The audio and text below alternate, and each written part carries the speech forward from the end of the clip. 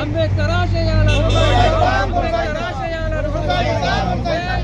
జై భీమ్ జై భీమ్ జై భీమ్.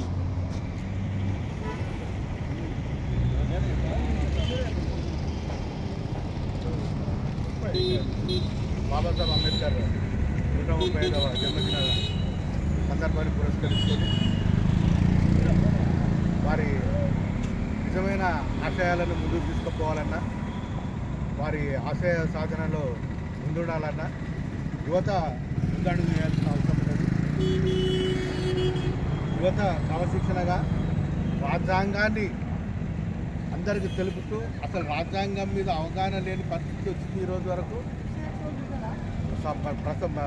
ఇండిపెండెన్స్ వచ్చి 70 సంవత్సరాలు అయినప్పుడు కూడా రాజ్యాంగం మీద కరెక్ట్ అవగాహన లేకనే యువత లోపల సరైన ఫలితాలు రాకపోవడము, సరైన డిసిప్లిన్ లేకపోవడము, ఈ మన భారతదేశంలో ఈ అస్తవ్యస్త పరిస్థితులకు నాంది పలుకుతుంది. అవన్నీ పోవాలంటే